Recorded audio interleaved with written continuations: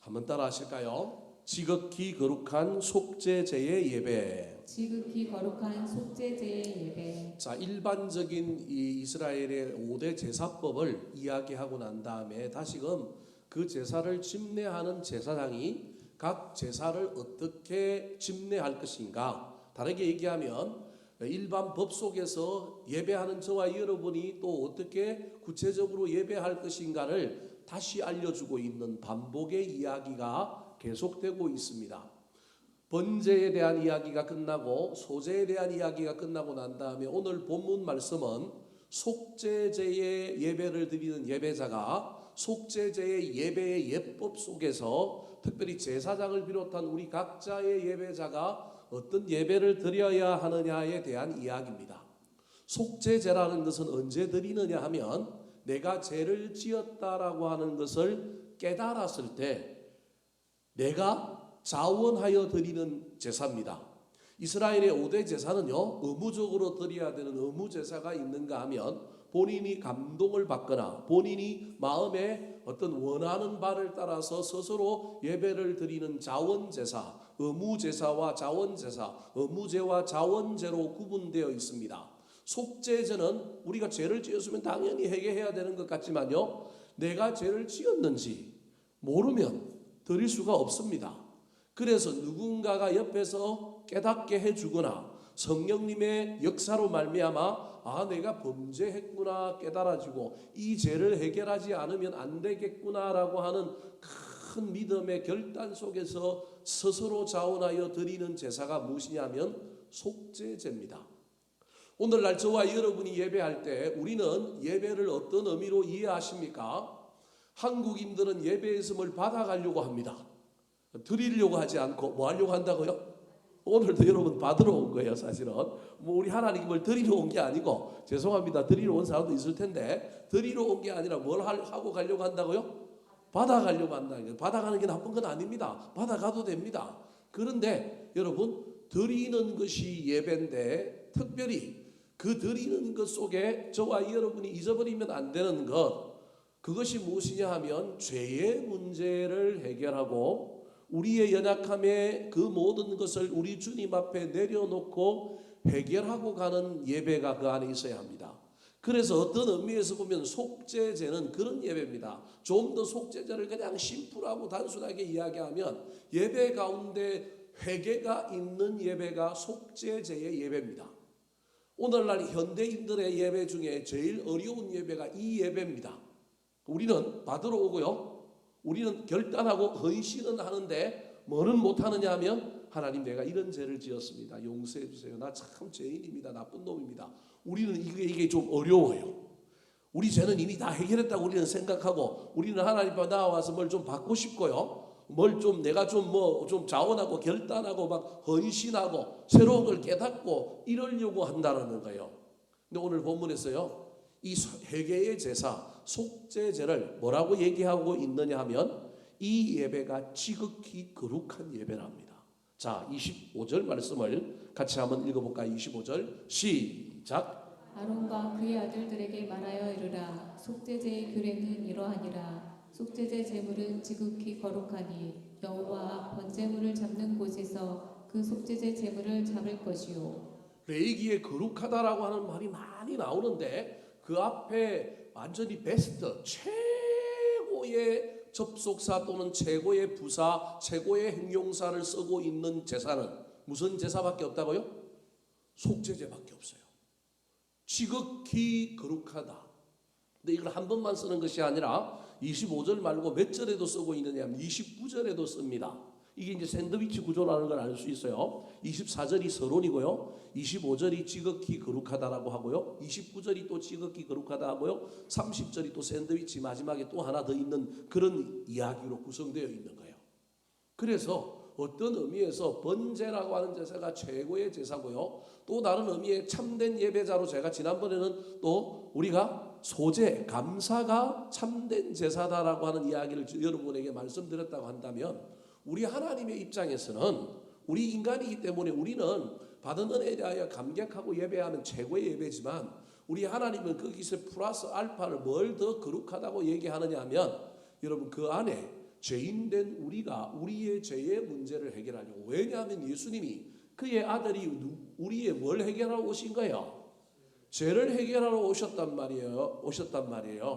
근데 그분이 죄 해결하고 난 이후에 우리는 죄의 문제에 대하여 전혀 생각 안 하는데 예수님이 최고로 감당하신 것이 죄인데 우리는 그 이후로 구원받는 죄와는 관련이 없지만 계속해서 손발을 씻어야 하는 죄의 문제 앞에 우리가 놓여 있는데, 그리고 이 죄의 문제를 잘못 해결하거나 제대로 다루지 못하면 여러분 목욕도 다시 해야 될 필요가 생길 수도 있는데, 구원도 흔들리고 구원에 여러 가지 문제도 생길 수 있는데, 단번에 한번 받은 구원으로 변치 않는 구원이라고 우리는 착각할 수도 있는가요? 제가 장로교 교인인데도 때로는 칼빈의 교리를 부정하면서 얘기할 때가 있어요. 여러분 이건 뭐 교리적인 문제가 아니라 하나의 위험성을 여러분에게 이야기하는 거예요.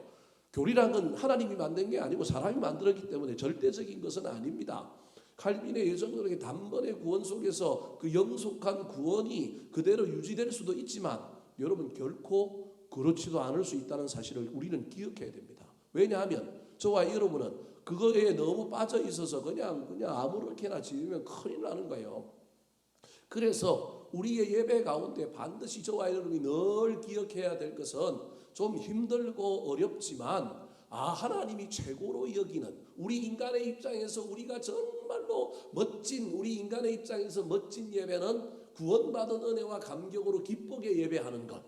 그것이 소재의 어떤 의미에서 최고의 예배라고 한다면 하나님의 입장에서 거룩하다라고 하는 건 거룩은 뭐 윤리적이고 도덕적인 것이 아니라 거룩은요 구별한 거거든요.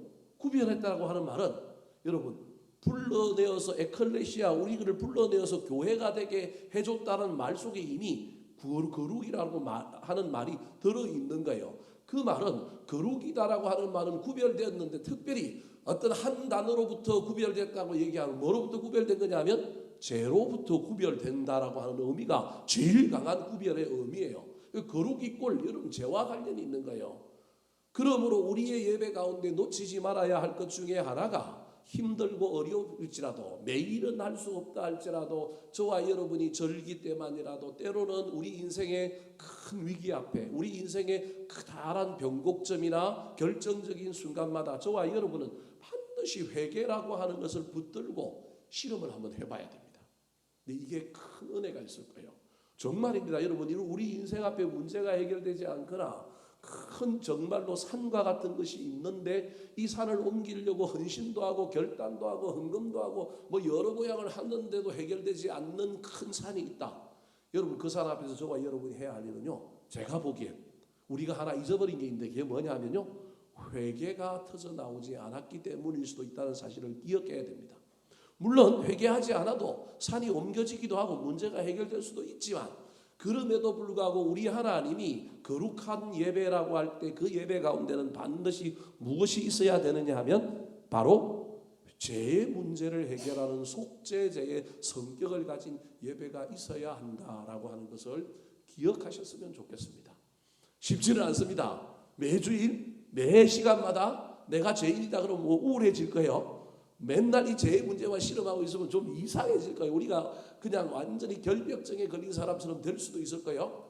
그런데 그거 안 하고 있다가 여러분 죄에 아주 둔감해진 사람, 저와 여러분이 죄는 온데간데 없는 사람이 되어버리고 기독교의 영성과 우리의 믿음과 신앙의 내용을 다른 것으로 채울 수도 있다고 하는 사실을 절대 잊어버리지 말았으면 좋겠습니다. 속죄제를 향하여 거룩한 제사다, 거룩한 예배다라고 이야기하면서 오늘 저 본문에 보니까 특별히 이 속죄제의 제물을 어디서 잡으라고요? 번제물을 잡는 곳. 번제물을 잡는 곳이라고 한다면 여러분 성소가 해막이 이렇게 되어 있다고 그러면 입구가 동쪽에 있어요. 그럼 지성소는 어디에 있느냐 하면 서쪽에 있어요. 그리고 북쪽이 여러분 소위 말하는 짐승들을 잡는 곳이에요. 남쪽이 제사장들과 함께 한목 제물이라든지 제물들을 먹는 곳이 남쪽이에요. 이게 이제 성소의 구조를 저와 여러분이 성전의 구조를 여러분이 알아야 되는데 동쪽은 여러분 문이에요. 문. 이 하나님의 임재의 장소가. 그래서 에덴 동산도 어디에 있어요? 동쪽. 에스겔서에 보면 성전에 물이 들어오는데 어디로부터 들어와요?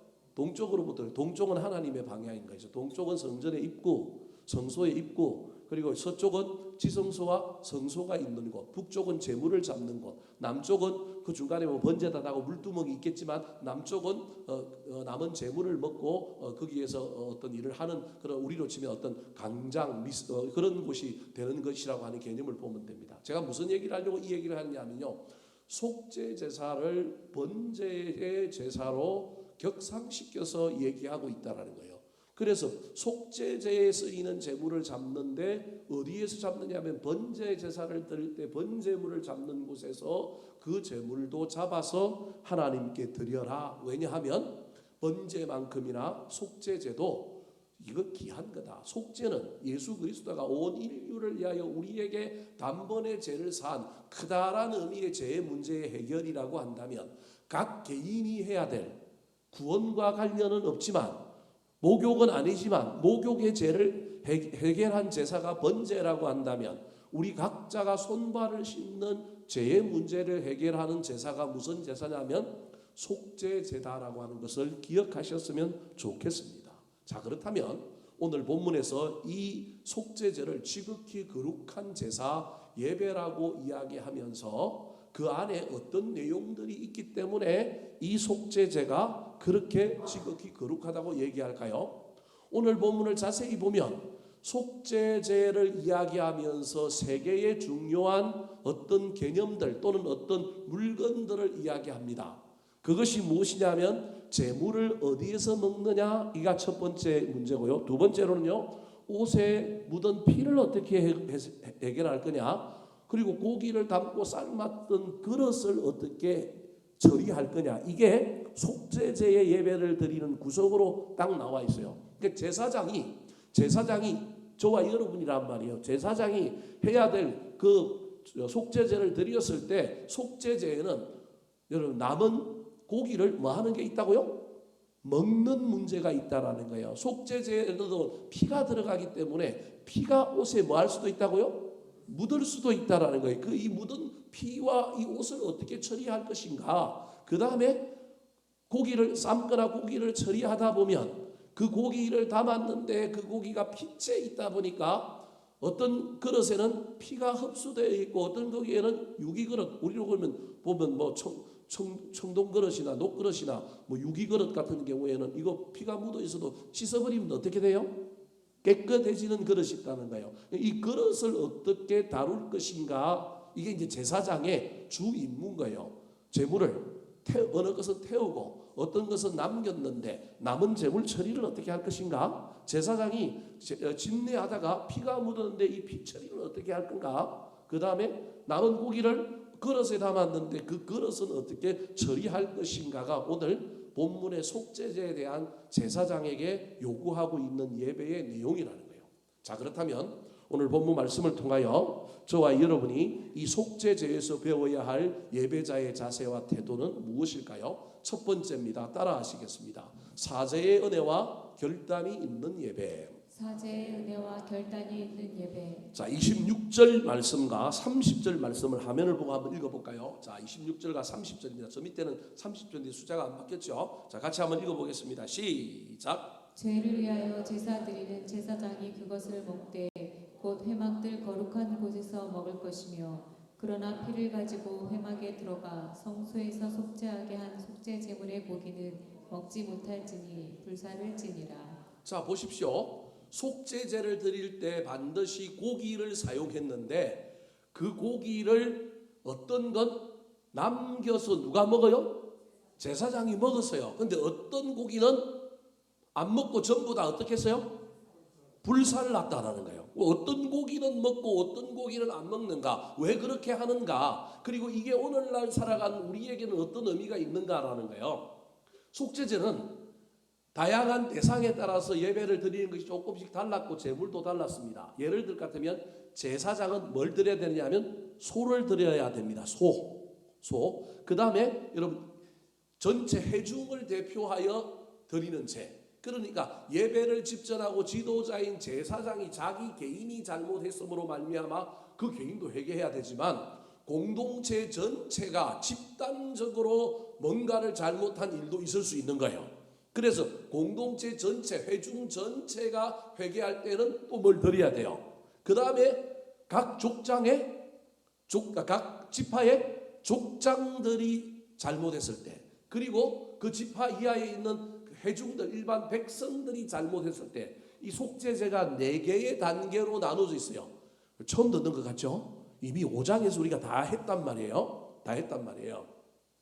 그런데 여러분 재미난 것은 앞에 나오는 제사장과 그 다음에 여러분 회중이 드리는 제물은 커요.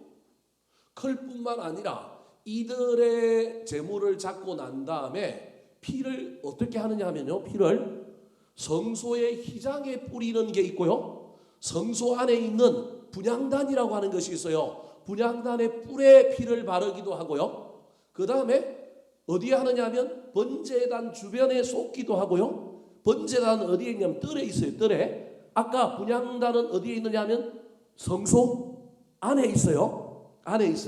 그리고 성소와 지성소를 가르는 휘장이 있는데 휘장에 뿌리는 제사가 있었고, 그 다음에 분향단이라고 하는 향을 피우는 분향단에 네 뿔이 있는데 거기에 바르는 피를 바르는 것도 있었고요. 그 다음에 또 하나는 이제 성전 뜰로 나와서 번제단이 있는데 그 번제단 주변에 피를 뿌리고 쏟기도 하고요. 번제단에 뿔을 바르는 거예요.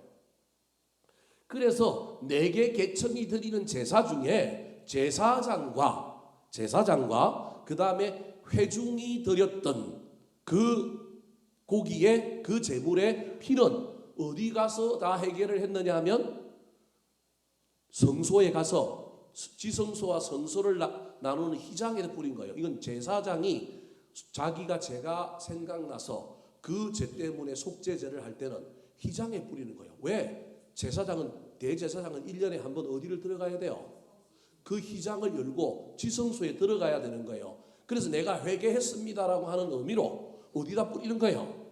지성소와 성소를 나누는 휘장에다가 피를 뿌린 거예요. 이해되셨죠? 그 다음에 회중 전체는, 공동체 전체는 어디에다가 그 피를 발랐느냐 하면 분향단의 뿔에다가 발랐어요. 그리고 족장과 백성들은요 번제단 주변과 번제단 뿔에 바른 거예요. 그러면 이제 4계층이 드린 그 제물 중에 2개는 어디로 들어갔어요? 성소 안으로 들어갔어요. 2개의 피는 어디에서만 사용됐어요? 성전의 마당에서만, 회막의 마당에서만 사용된 거예요. 그러므로 26절은 뭐에 대한 거냐 하면 족장과 백성들이 드리는 속죄제의 제물은 누가 먹을 수 있는 거예요? 제사장이 먹을 수 있다라는 거예요. 그런데 자기 죄를 회개한 것, 그리고 온 이스라엘 백성 전체가 해결한 그 속죄제는 제사장이 피를 가지고 어디로 들어가요? 성소 안으로, 저 회막으로 들어가서 성소에서 그 피를 사용했기 때문에 이 고기는 먹으면 돼요, 안 돼요? 안 돼요. 이 고기는 실질적으로 누구에게 바친 건가요? 피를 바쳤다라고 하는 의미는 단순히 피를 바친 게 아니라 뭐도 바친 거예요? 그 제물 전체를 바쳤기 때문에 속죄제를 드리고 난 다음에 남은 제물은 누가 먹을 수 있느냐 하면 제사장이 먹을 수 있고, 화목제는 제사장과 함께 예배 참여한 사람들이 다 나눠 먹을 수 있지만 속죄제의 제물은 누구만 먹을 수 있느냐 하면 제사장과 레위인들만 먹을 수 있는데 제사장과 레위인들도 못 먹는 제물이 있는 거예요. 그래서 그걸 다 어떻게 해야 돼요? 불살라야 되는 게 2개의 계급의 2개의 어떤 종류의 사람들의 제물은 누구도 못 먹어요? 제사장도 못 먹어요. 이해되셨죠? 예. 이제 저게 속죄제의 제물을 처리하는 방법이에요. 먹는 것도 있고 뭐하지 않는 것도 있다고요? 먹지 않는 것도 있다라는 거예요. 그러면 다르게 얘기하면 2개의 그룹이 드린 제물은 제사장이 먹고 내가 먹고, 제사장을 저와 여러분하고 이해를 하자는 거예요. 2개는 누가 먹는 거예요? 하나님이 먹은 거예요. 왜냐하면 번제로 불살라 올렸기 때문에. 알고 보면 뭐 하나님이 먹는다는 말이 표현하지만 두 개는 내가 먹고 두 개는 누가 먹는 거예요? 하나님이 잡수신 거예요. 이해되셨습니까? 그러니까 속죄제의 예배 속에는 여러분 먹는 것이 필수예요. 우리도 먹어야 되고 누구도 먹어야 되느냐, 하나님도 먹어야 돼요. 그 우리는 뭘 먹느냐 하면 여러분 사제의 은혜를 먹는 거예요. 말씀을 먹는 거예요. 우리는. 근데 하나님은 뭘 먹느냐 하면 우리의 감사를. 하나님은 우리가 그 속죄제를 드리고 난 다음에 하나님의 놀라운 예수 그리스도의 그 핏부림으로 말미암아 내 죄가 사해진 것에 대하여 감사하여 하나님께 감사를 올려드리기를 누가 잡수시느냐 하면 하나님이 잡수실 뿐만 아니라 우리는 그 감사를 넘어서서 내가 다시는 똑같은 죄에 넘어지지 않겠습니다. 나는 이 죄를 청산하고 또 다르게 살겠습니다라고 하는 저와 여러분의 결단, 서원 또는 어떤 감격 어린 우리 주님 앞에 나아가는 하는 믿음의 약속이 있는 거예요. 그래서 이 속죄제는요 단순히 회개합니다라고만 끝나는 것이 아니라 내가 이 죄를 지었습니다. 그리고 이 죄를 내가 다시는 범하지 않고 나는 앞으로 이렇게 거룩하게 살겠습니다. 그래서 나도 먹고 누구도 먹는 게 속죄제냐면 하나님도 먹는 게 속죄제라는 거예요. 그래서 오늘 제가 첫 번째 이 속죄제의 제물을 어디서 먹느냐 어떻게 하느냐의 문제를 이야기했는데 회막 거룩한 곳에서 먹을 것이면 이건 저와 여러분이 회막 거룩한 곳이 오늘날 교회인 거예요. 교회 와서 예배드리고 말씀을 먹고 우리 하나님이 우리에게 주셔서 찾아오셔서 우리 마음을 어루만지시고 우리를 회복시켜 주시고 죄의 문제에서 자유하게 만들어 주시는 놀라운 은혜를 우리는 이 속죄제의 예배에서 이루어야 되는 거예요. 근데 여기서만 끝나면 안 되고 나만 먹고 가면 안 되고 누구도 잡수시게 해야 된다고요? 하나님도 잡수시게 해야 되는 거예요. 불살라 나머지 올렸던 것처럼 저와 여러분이 결단해야 돼요. 저와 여러분이 감사해야 돼요. 저와 여러분이 새로운 어떤 의지를 가지고 죄의 문제와 싸워서 내가 삶의 현장에서 또 다른 어떤 일들을 하리라고 우리 하나님 앞에 그 예배 가운데 서원하고 결심하고 결단하고 나가야 하는 예배가 무슨 예배냐면 속죄제의 제사라는 거예요. 이해되셨습니까? 그래서 저와 여러분의 인생 앞에 매주일 이런 예배면 좋겠지만 우리가 그렇게 쉽지 않으니 그럼에도 불구하고 늘 기억해야 될 것은 하나님이 지극히 거룩하다라고 하는 예배는 여러분 회개의 예배다. 제사함이 넘치는 예배, 제사함의 은혜를 입고 그 은혜에 감격한 사람이 새로운 결단을 하고 새로운 용기와 희망을 얻고 다시금 세상을 향하여 나아가는 예배를 향하여 우리 하나님은 지극히 뭐한 예배라고요? 거룩한 예배라는 거예요. 물론 제물을 향하여 지극히 거룩한 제물이라고 했는데 이 제물이 사실은 나의 대용품이잖아요. 내가 죽어야 되는데 나 대신에 피를 흘려서 그 제물을 드렸는데 그 제물을 25절에 거룩한 제물이라 지극히 거룩한 제물이라고 얘기했으면 내가 이 제사를 드리고 난 다음에 내가 지극히 거룩한 존재가 되는 의미가 이 안에 있는 거예요. 우리 마음대로 되는 것이 아니라 은혜로 말미암아 죄가 조명되고 은혜로 말미암아 그 죄가 자유함으로 사라질 뿐만 아니라 그 은혜에 감격하여 저와 여러분이 이 죄의 문제 앞에 다시금 전의를 불태우고 나는 다르게 살리라, 나는 하나님을 기쁘시게 하리라, 그런 마음을 가지고 우리 주님 앞에 또 서원하고 결단하고 우리 주님 앞에 기도하고 나아가는 예배가 속죄제의 예배다고 하는 사실을 잘 기억하는 저와 여러분이 되기를 예수님의 이름으로 축원합니다. 두 번째, 속죄제의 제사를 왜 하나님이 거룩하다고 했을까요? 따라 하시겠습니다. 거룩한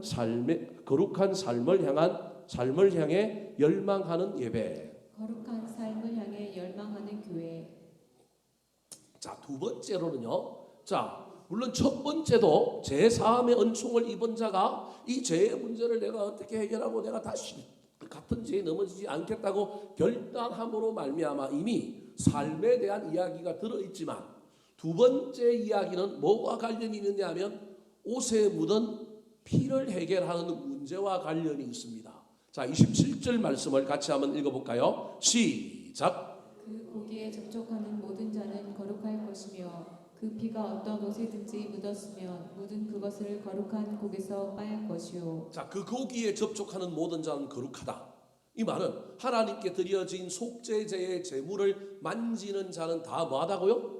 거룩한 거예요. 그러니까 지금 제사장이 만지는데 이 제사장이 오늘날 우리라는 거예요. 우리가 우리 자신을 만지는 거예요. 우리가 우리 자신을 건드리는 거예요. 우리가 거룩해지면 우리가 우리를 만지는 순간 우리는 다시 거룩한 존재가 된다는 의미가 저 안에 있는데 저 앞에 거 놔두고 일단 복잡하니까 뒤에 거에 뭐가 있느냐 하면 이렇게 제사장이 속죄제를 드리면서 짐승의 피를 가지고 안으로 들어가기도 하고 바깥에서 번제단 주변에 뿌리기도 하고 번제단의 네 뿔에 바르기도 하다 보면 그 피를 다루는 속에서 그 피가 누구 옷에 묻어요? 내 옷에 묻었단 말이에요. 여러분, 고기에 접촉하는 모든 자는 거룩할 것이다를 다르게 만들면 피가 발려진 자는 핏뿌림을 받은 자는 뭐 할 것이다? 거룩할 것이다 라고 하는 의미가 사실은 저 안에 있는 거예요. 그런데 뭐라고 얘기하고 있냐 하면 그 옷을 여러분 어디에서 빨라고요? 거룩한 곳에서 빨라라는 거예요. 그래서 나중에 성막 강의나 성전을 다시 한번 또 자세히 살펴보면 성전 안에는 행랑채라고 우리로 치면 행랑채라는 게 있어요. 행랑채라고 하는 것이 있어갖고 성전 외벽 건물에 우리로 치면 기도방 같은 방들이 여러 개가 있어서 그 방마다 여러 가지 이제 그런 어떤 기능들을 가지고 있는 것이 있어요. 그 행랑채 옛날에 여러분 포로기 잡혀갔다가 돌아와서 성전을 건축했는데 옛날에 도비아라고 하는 사람이 성전을 건축되는 거 느헤미야 시대 때 방해하던 사람들이 있었는데 그 사람이 자기 전용 뭘 갖고 있어요? 방을 갖고 있었단 말이에요. 느헤미야가 그거 보고 놀래버렸잖아요. 성전 건축을 반대하고 그렇게 하던 이방인들이 성전 안에 소위 말하는 작은 방들 사이에 뭘 차지하고 그 안에 들어와 있는 거예요. 근데 그게 거룩한 방들인데 그게 거룩한 방이 아닌 거예요. 그러니까 여러분 뭐 성전만 거룩하게 한다고 거룩하게 된 게 아니라 성전 전체가 오염됐다라고 하는 의미가 사실은 그 안에 담겨 있는 거예요. 자, 중요한 건 제가 지금 무슨 얘기를 하려고 하느냐 하면 제사장들이 복식을 차려놓고 복식을 갈아입고 그 복식의 문제를 해결하는 것, 성전에 쓰이는 여러 기구들을 이용하는 것, 여러분 그런 방들이 있는 거예요. 우리 교회 예를 들어봅시다. 모르는 사람 모를 거예요. 우리 교회 계단 올라오자마자 오른쪽에 보일러실 같은 게 하나 있고 그 작은 데 보면 뭐 청소기도 들어있고 옛날에 거기에 헌금위원들 가운을 놓더니만 잘 옮겼어요. 거기다 놓고 나는 쓰길래 아이고 저 방을 하나 만들어줘야 되나 그랬더니만 그 이제 어디로 옮겼어요? 이 새가족실로 옮겼어요. 지금 현재 우리 교회는 이 두 개의 작은 공간이 예배와 관련되어 있는 어떤 그 준비하는 공간들이 되어 있는 거예요. 물론 이 뒤에 보면 재정부실이 있는데 뭐 여기도 우리 박소래 권사님이 또 뭐 준비하고 뭐 갖다 놓기도 하고 뭐 이러고 뭐 이런 거예요. 그러니까 성전에는 그런 공간들이 있어요. 오늘 본문에 거룩한 곳에서 빨아라라고 하는 말은 그런 어떤 제사장의 복식의 문제, 그릇을 씻고 뭘 하는 그래서 거룩하게 구별된 곳이 있었다라고 하는 의미를 이해하면 되는 거예요. 그런데 여기서 그런 공간을 제가 지금 얘기하려고 하는 것이 아니라 자 제사장이 입었는데 입은 옷을 피가 묻었는데 그걸 어떻게 하라고요? 빠르라는 거예요. 빠르라는 거예요. 근데 이 제사장의 옷을 빤다라고 하는 의미를 어떻게 이해해야 될까요?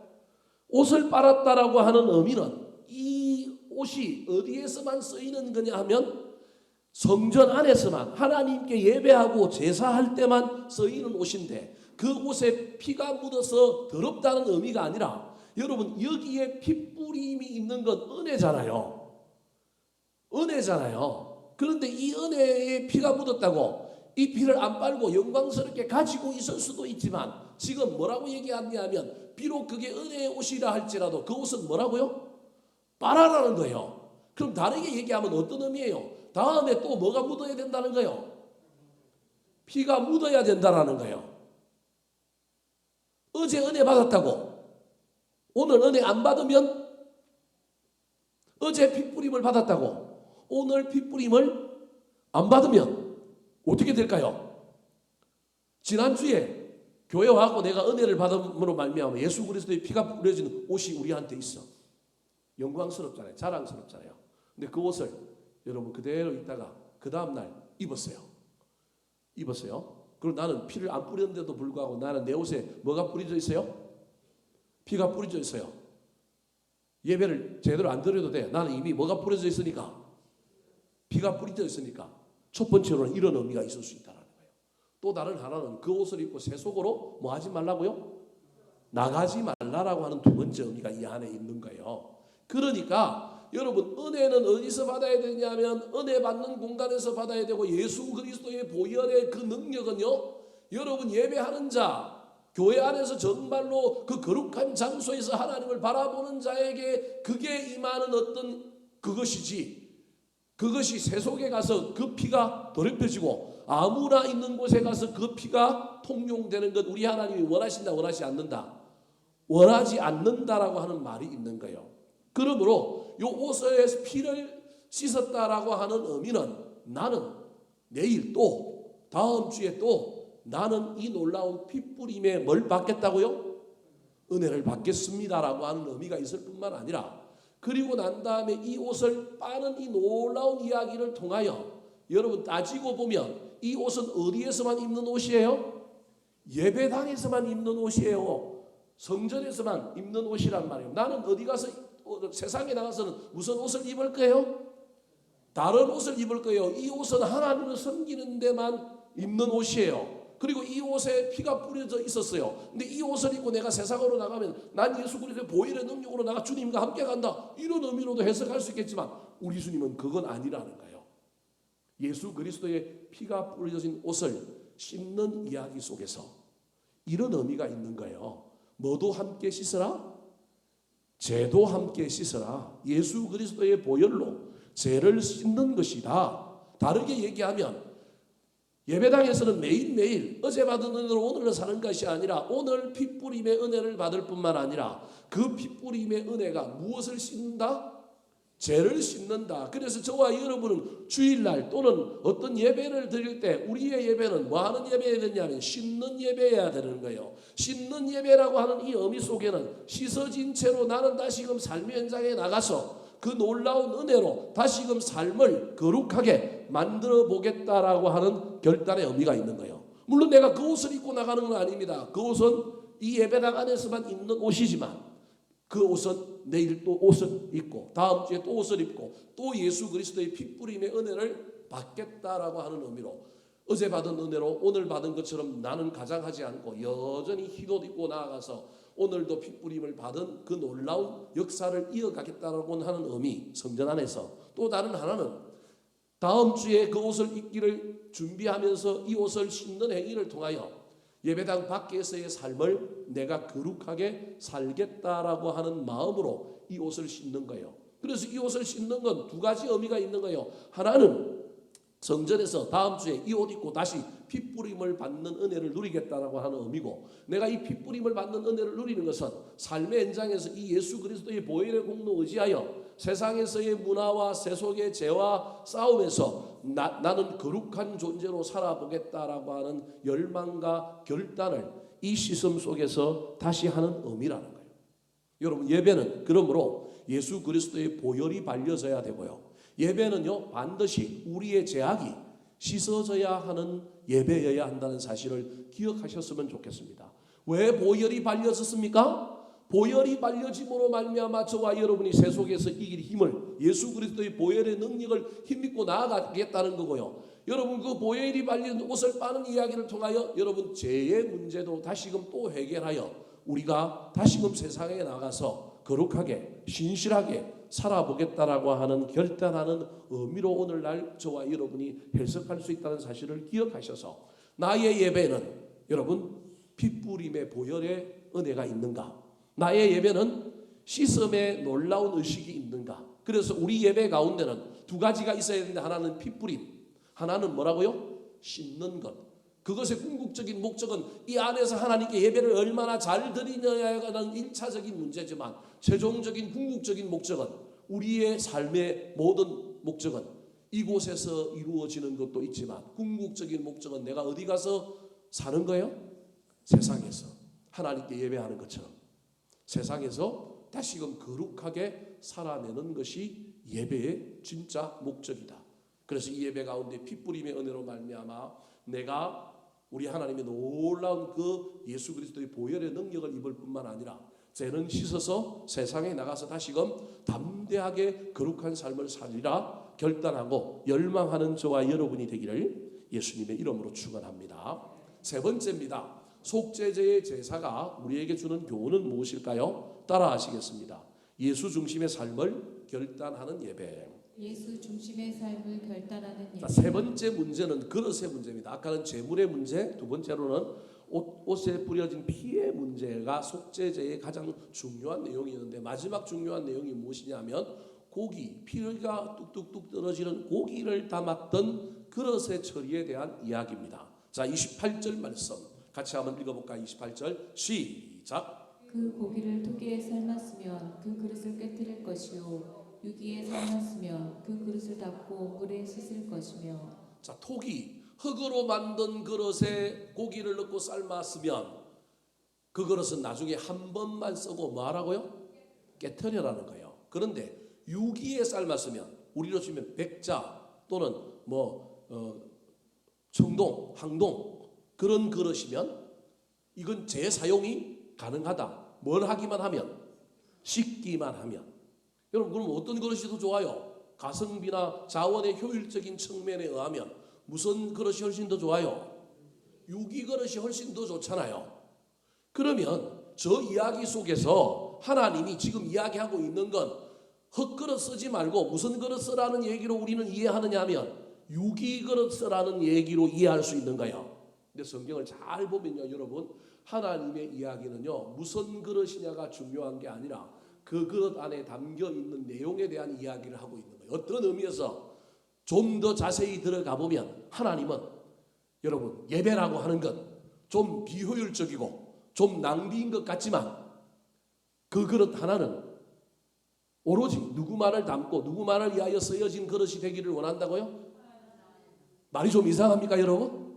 세상 사람들은 유기 그릇 갖고 맨날 씻고 닦고 그 안에 또 재물 받아서 또 사용하면 훨씬 자원도 절약하고 좋은 의미도 있지만, 그래도 되지만 중요한 것은 지금 뭐라고 얘기하고 있냐면 토기 흙그릇은 예수 그리스도의 피가 서머들여 있는데 이 그릇이 하나님만을 위하여 사용된다면 얼마나 좋겠느냐. 그런데 하나님만을 사용되지 않고 예수 그리스도의 피가 발려져 있는, 피가 담겨져 있는 이 그릇에 또 다른 것이 들어오는 건 용납할 수 있다 없다? 없다. 이 그릇은 누구만을 위한 그릇이다? 하나님 예수 그리스도의 보혈만을 위한 그릇이라고 하는 의미인 거예요. 그래서 세속적인 관점에서 보면 저건 낭비지만 우리 하나님은 때로는 우리를 위하여 예배하는 자, 우리를 위하여 하고 있는 이야기가 너희들이 하나님만을 위하여 사용되는 예배 그릇이 되었으면 좋겠다. 딴 데 쓰이지 말고, 딴 데 쓰이면 차라리 뭐하라? 깨트려져라. 그럼 얼마나 이게 아까워요. 우리가 저 그릇이라고 한다면 얼마나 우리의 존재가 우리가 막 사라져 버리는 거잖아요. 근데 사라져 버릴지라도 우리는 누구만을 위하여 사용되고 사라졌어요? 여러분 잘 동의가 안 될 거예요. 하나님만을 위하여 사용되고 사라진 거예요. 사라진 거예요. 여러분 다 안 사라질 것 같아요? 이 세상에서 천년만년 살 것 같아요?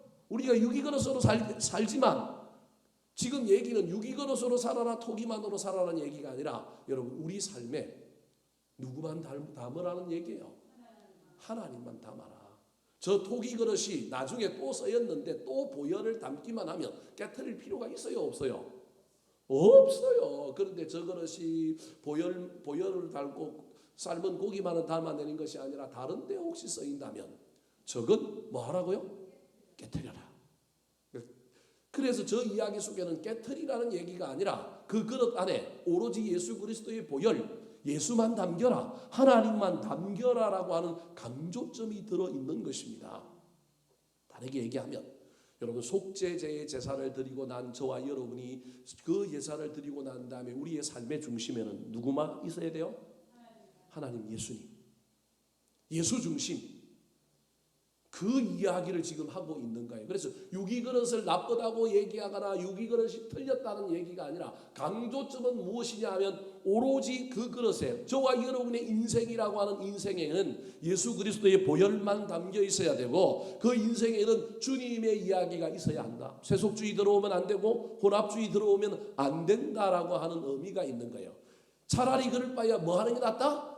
깨트리는 게 낫다라는 거예요. 저건 최악의 경우를 이야기하는 거지 다 깨트리라. 한 번만 쓰고 깨트리라는 얘기가 아니라 강조점은 뭐냐 하면 토기 그릇이라고 한다면 여러분 이 토기 그릇이 연약한 우리 인간이란 말이에요. 우리 인간이 예수만 담는 게 아니라 예수도 담고 돈도 담고 출세도 담고 쾌락도 담고 다 담는 인생이라는 거예요.